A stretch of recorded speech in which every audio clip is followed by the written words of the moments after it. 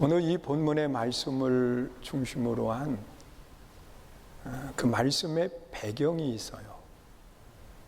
우리가 이 말씀의 배경을 잘 알면 오늘 이 말씀을 이해하는 데 있어서 아주 쉽게 이해를 하게 됩니다. 요즘 사람들의 입에서 오르내리는 말 중에 하나가 참 힘들다, 참 어렵다, 경제적으로도 IMF보다도 몸으로 체감하는 것이 더 힘들다고 하는 그런 이야기들을 많이 합니다. 이런 힘들고 어려움 속에 있는 우리들의 모습 속에서 과연 우리는 어디에서 소망을 갖고 그리고 어디를 바라보면서 살아가야 될지, 과연 모든 사람들이 이야기하는 말대로 모든 것이 절망적인 상황일까 한번 생각해 봐야 돼요. 이 본문에 기록되어 있는 말씀 속에도 보면 이 말씀이 기록될 때가 언제냐고 하면 이 에스겔이라고 하는 하나님의 선지자, 그는 제사장 가문에 출생을 해요. 그리고 나라가 안정이 되고 정상적인 모습으로 그대로 나아가면 그도 제사장의 직능을 감당할 수 있는 그런 모습이 되는 거예요. 그런데 그가 한창 이제 활동하려고 할 때 나라가 바벨론이라고 하는 나라에 패망을 하게 돼요. 그러면서 에스겔 선지자, 그가 26세쯤 되었을 때 포로로 잡혀가게 되지요. 처음에 포로가 된 사람들의 모습 속에서는 그 당시에는 나라가 완전히 무너지지 않고 그리고 예루살렘 성전도 남아있던 그런 때였기 때문에 1년, 2년 시간이 지나면 다시 본국으로 돌아갈 거다, 이런 희망을 가졌어요. 나라를 잃어버리기 전이었기 때문에, 먼저 포로로 잡혀간 상태이기 때문에 그들의 마음속에는 다시 나라가 회복이 되고 그리고 이 포로 생활 속에 우리가 돌아가게 될 거다, 이런 희망을 가지고 그발 강가에 사람들이 모여서 통곡하며 하나님 앞에 기도하고 그리고 그날을 바라보는 것. 그런데 시간이 지나면서 이 국가가 회복이 된 것이 아니라 1차 포로가 되고 난 이후에 10년 가까이 됐을 때 나라가 완전히 무너져 버린 거예요. 바벨론의 말이에요. 그리고 절대로 무너지지 않을 것이라고 하는 생각을 가졌던 예루살렘 성전이 파괴되고 말았어요. 그리고 성전의 모든 기물들은 바벨론이 약탈해 갔어요. 그러니 그들의 희망은 이제 다 사라진 거예요. 머지않아 우리가 다시 본국으로 돌아간다라고 하는 그 본국도 무너져 버렸고, 그리고 그발 강가에서 하나님 앞에 목 놓아 울었던 그 하나님은요, 성전의 주인 되시는 하나님이 성전이 무너져 버리니까 하나님마저 그들 속에는 죽은 하나님으로 인식이 되는 거예요. 이런 모든 소망과 모든 좌절감 속에 빠져 있는 그 상태에 있을 때 에스겔 선지자에게 하나님의 음성이 들리는 거예요. 그가 하나님의 말씀을 받아서 소망적인 예언을 하기 시작을 하게 됩니다. 우리가 잘 아는 것처럼 에스겔 골짜기에 마른 뼈들이 다시 살아나는 역사가 일어나게 되고요. 그리고 또한 오늘 이 본문에 기록되어 있는 말씀 속에 보면 그 예루살렘 성전에서부터 흐르는 물이 그 흘러가는 곳마다 살아나게 되고, 그리고 큰 강을 이루고, 그리고 그 강줄기의 물이 바다로 들어가면서 그 바다가 다시 살아나는 역사가 일어나는 거예요. 그리고 떠났던 어부들이 다시 바다로 돌아오게 되는데, 여기 그 바다를 어느 바다로 이야기하느냐? 사해 바다를 의미하고 있어요. 그들이 눈으로 바라보는 죽은 바다인데, 어부들이 거기에는 살 수 없어서 다 떠난 바다인데 다시 돌아오는 역사가 일어난다고 말씀하고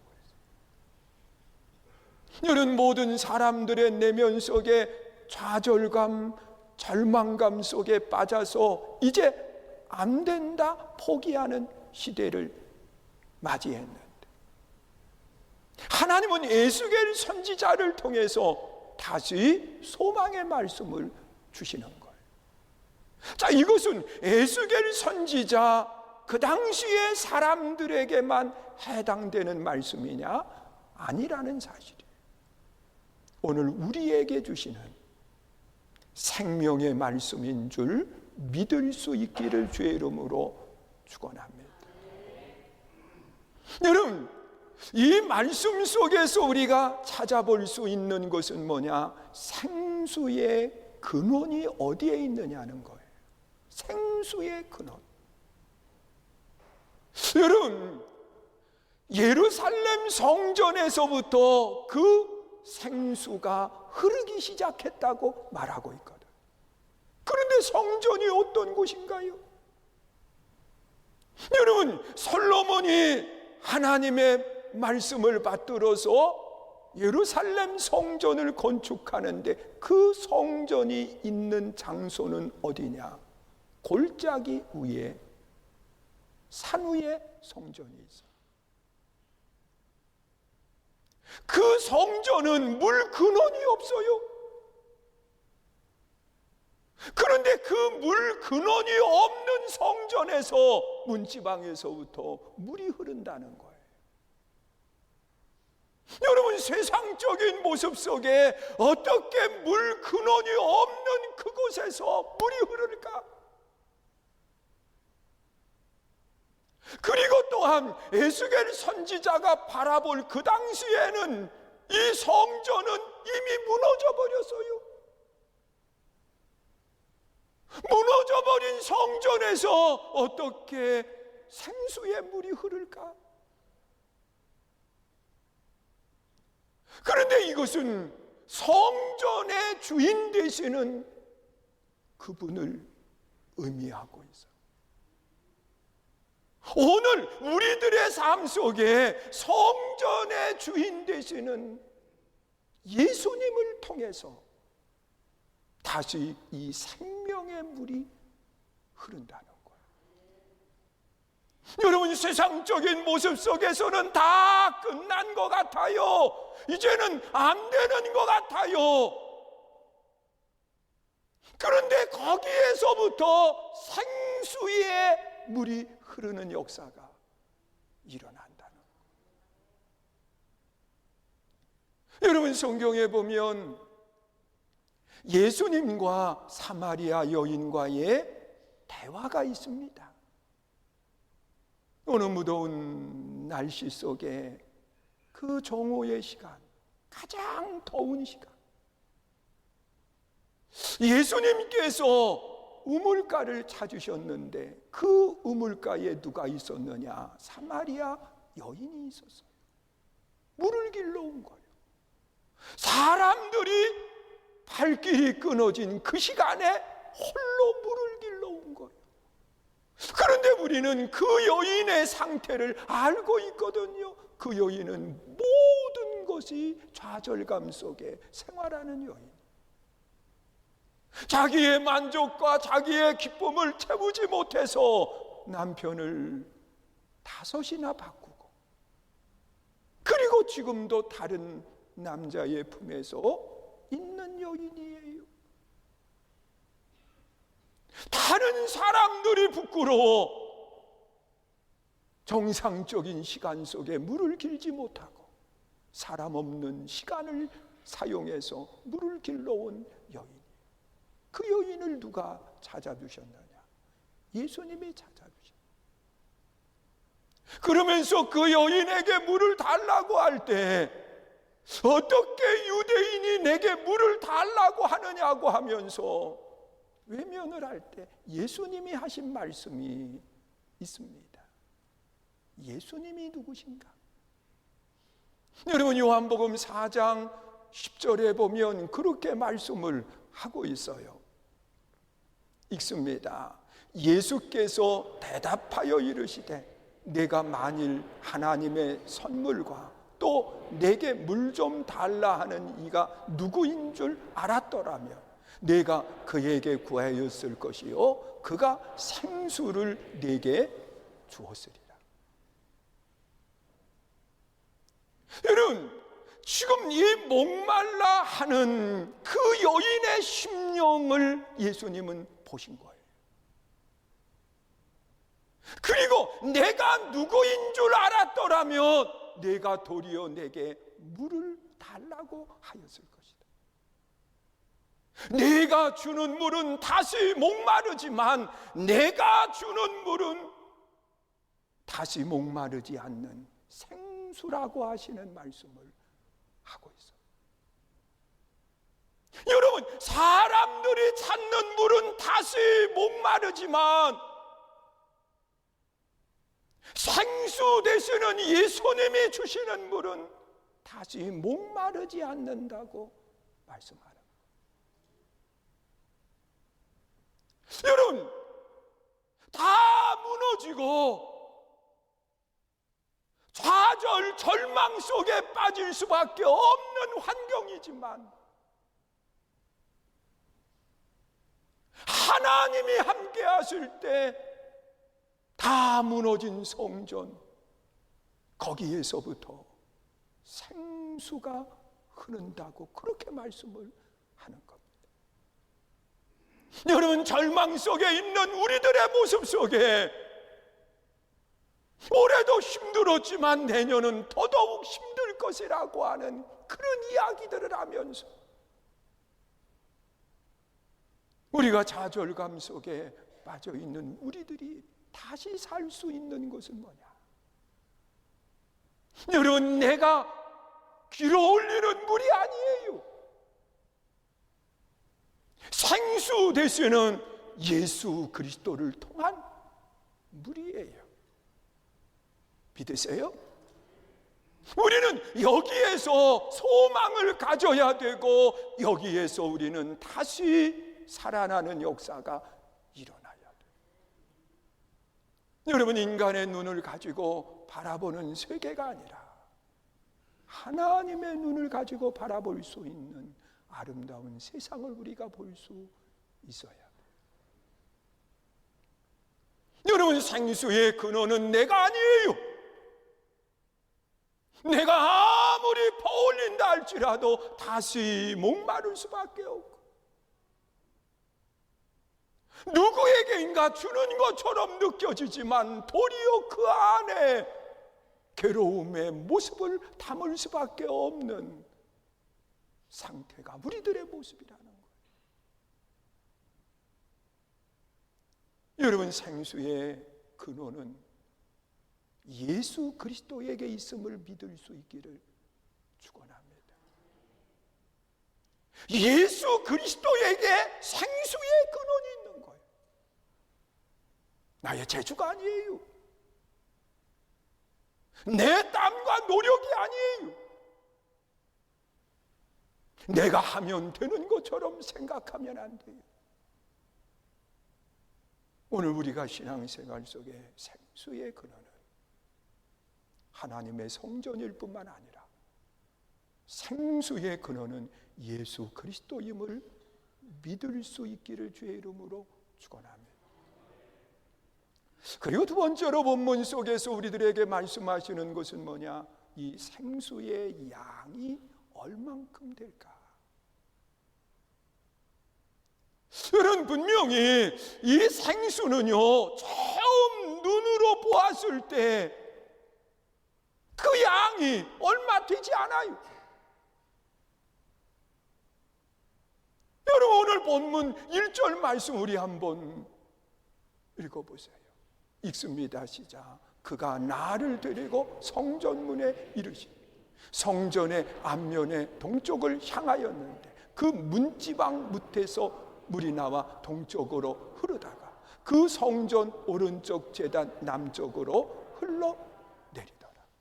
여러분, 성전 문지방 위로 넘치는 물이 아니에요.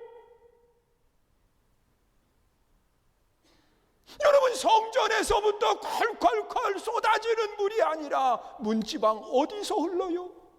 문지방 밑에서. 여러분, 문지방 밑에서 물이 흘러봐야 얼마나 흐르겠어요? 그 양이 얼만큼 되겠어요?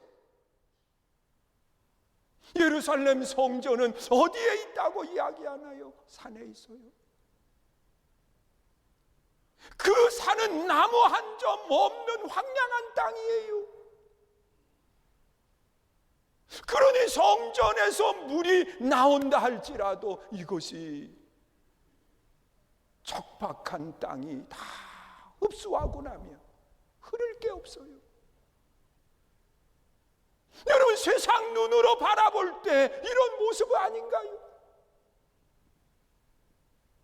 그런데 하나님은 에스겔에게 그렇게 이야기해요. 3절 보세요. 읽습니다. 시작. 그 사람이 손에 줄을 잡고 동쪽으로 나아가 천척을 측량한 후에 내가 그 물을 건너게 하시니 물이 발목에 흐르더라. 여러분, 문지방에서부터 천척을 재어본 거예요. 여러분, 이 천척이 정확히 몇 메다인지 잘 몰라요. 그러나 분명한 것은 거리상 많이 떨어졌다고 하는 사실은 우리가 인지할 수 있어요. 여러분, 문지방 밑에서 조금씩 보여지는 그 물이 흘러봐야 그 메마른 땅이 다 흡수하고 나면 아무것도 남지 않을 것으로 우리는 알고 있지만 1천척을 재보니까 그 물이 발목에 차는 거예요. 다시 1천척을 재어보니까 그 물이 무릎에 올라와요. 다시 1천척을 재어보니까 그 물이 허리에 차는 것. 하나님은 에스겔에게 다시 1천척을 나아가게. 그리고 5절 보세요. 뭐라고 이야기하나? 읽습니다. 시작. 다시 천척을 측량하시니 물이 내가 건너지 못할 강이 되지. 그 물이 가득하여 헤엄칠 만한 물이요 사람이 능히 건너지 못할 물이. 사랑하는 성도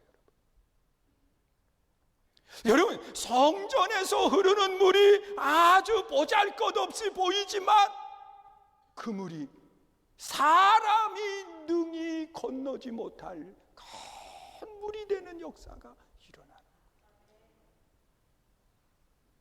여러분, 생수 되시는 예수 그리스도로부터 흐르는 물이 보잘것없고 초라해 보이고 세상 사람들이 때로는 예수 믿어봐야 그러면서 조롱하고 비난하지만 여러분, 그들은 보아야 될 것을 보지 못하기 때문에 그렇게 하는 것. 여러분, 예수 그리스도의 생수 되시는 그리스도의 십자가의 죽으심과 부활은요, 지금 온 세계 어느 나라를 나가 봐도요, 예수 그리스도의 생수의 복음이 전파되지 않는 곳이 없다는 사실 믿으세요?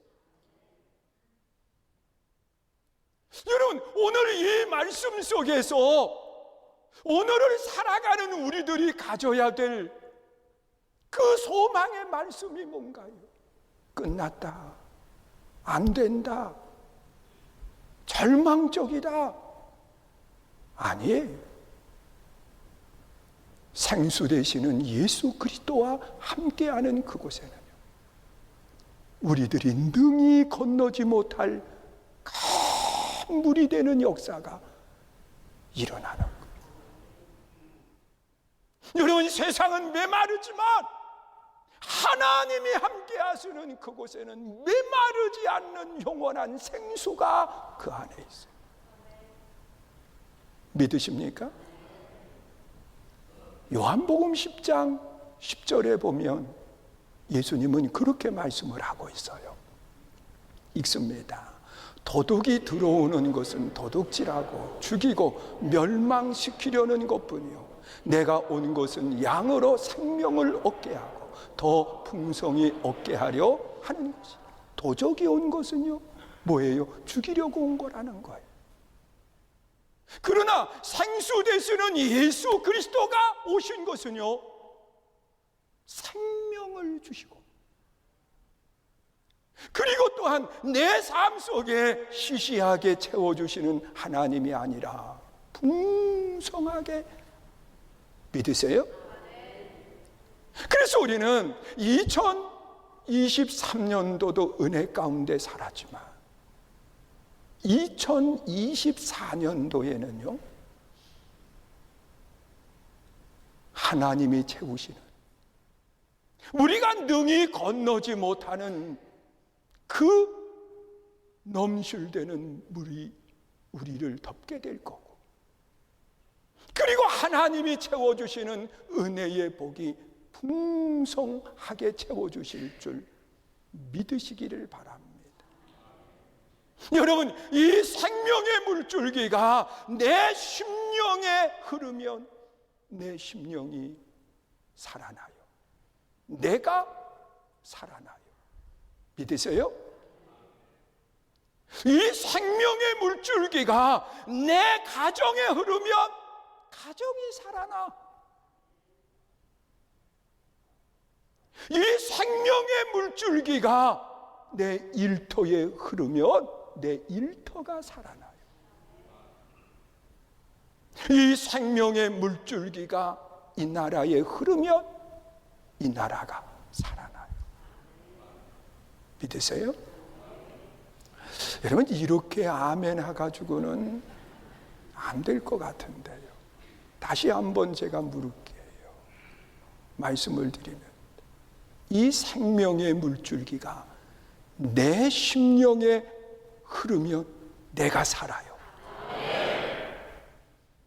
이 생명의 물줄기가 내 가정에 흐르면 내 가정이 살아. 이 생명의 물줄기가 내 일터에 흐르면 이 일터가 살아나요. 이 생명의 물줄기가 이 나라에 흐르면 이 나라가 살아나요. 이 생명의 물줄기가 열방으로 흐르면 이 세계가 사는 역사가 일어나는 거예요. 여러분, 주일 3부 예배를 마치면 우리 장로님들이 기도원에 올라가서 한 달에 한 번은 무릎을 꿇고 하나님 앞에 몸부림치며 기도하고, 그리고 내 심령을 살리고, 또 우리 권사님들이 기도원에 올라가서 하나님 앞에 몸부림치며 기도하고, 그리고 심령을 살리고, 그리고 그리고 여선교회, 남선교회, 청장년, 선교회, 청년, 학생 누구나 할 것 없이 우리가 내 심령을 살리면 내 삶이 살아나는 역사가 일어날 거예요. 믿으십니까? 여러분, 다시 사는 역사는 성전에서부터 흐르는 물이 흘러야 돼요. 다시 사는 역사는요, 생수 되시는 예수 그리스도가 나와 함께 해야 돼요. 믿으십니까? 우리 이 사실을 기억하시면서 다시 한번 우리 기도하시는데, 하나님 살게 해주세요. 희망이 없다고 이야기하는 이 시대 속에 우리가 다시 살리는 일을 행하게 해주세요. 우리 함께 찬양하고 기도합니다.